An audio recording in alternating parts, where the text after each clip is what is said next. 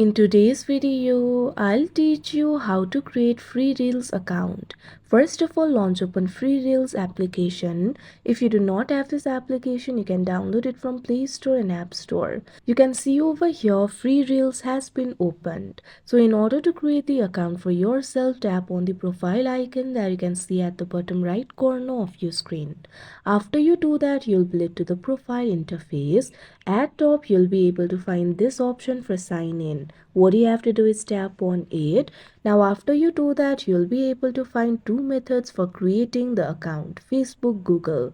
Tap on the method of your choice. Here I'm just going to tap on this option, sign in with Google. If you also selected that option, what you have to do is choose an account to continue. Tap on the account that you would like to use in order to create the account for yourself. Now after that, you'll have to allow the access to FreeReels. Simply tap on this option, continue.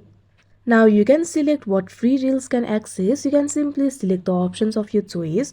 Now once you do that, tap on this option, continue. Now you can see over here your account has been created. So that is how you create FreeReels account. I hope you found this video helpful. Thank you for watching.